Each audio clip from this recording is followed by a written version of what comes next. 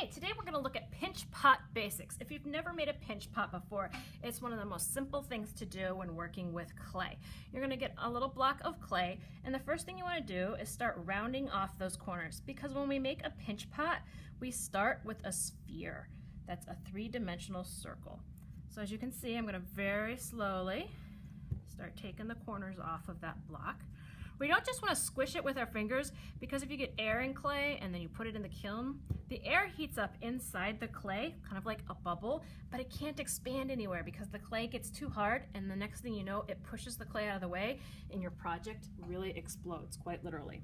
So now that I have it rounded off, I'm going to put it down. I'm going to start working on that rounding, like you make a ball with Play-Doh or clay. We're working on that. And you might have to flip it and turn it a few times to get it going.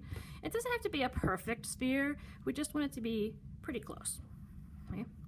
Find a place where it has a natural crack or bend and stick your thumb in there. You're going to make it pointy so that it sits on your thumb and you can kind of twirl it with your fingers.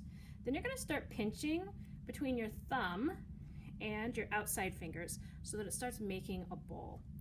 The trick to a pinch pot, though, is trying to keep it the same thickness throughout this wall. So you want, if it's this thick here, when you hit this space, you want it to be equal thickness. You don't want it to be thicker or thinner. And you can kind of tell by how hard you have to push the clay and what it feels like between your outside fingers and your inside thumb. Remember, if you forget any of these steps, we have our pinch pot poster over in our clay center in our classroom.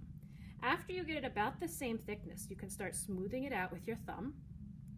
If it's feeling a little dry, you can always get a little bit of water on your fingers too and smooth it out. Don't want too much water. You don't want it dripping off your clay. That can actually be harmful to your clay. It can cause other problems. And then after you get your pinch pot formed, I want you to test it as a practice pinch pot. If you aren't sure if it's the same thickness all the way through, what you can do is take one of your sharp tools, or you can take a wire cutter. You can ask your teacher to help you with the wire cutter. Put it on the edge and pull it straight through to cut your pinch pot in half. When you open it, you can see if this thickness was pretty much the same thickness all the way through, or if you had one space that was a lot thicker and then another space that was thinner, you might want to practice that pinch pot again. Remember, if you go like this to put this clay back together, you're creating an air pocket in here.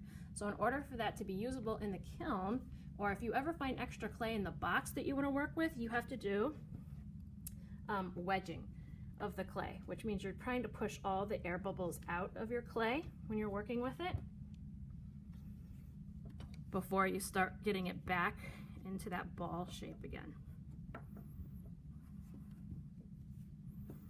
Also, having a slightly thinner pinch pot will sometimes keep those air bubbles from staying inside, and then you can go ahead and you can fire that pinch pot with that used clay. You'll know if you hit air bubbles when you're doing this because you'll see little holes or little gaps that show up.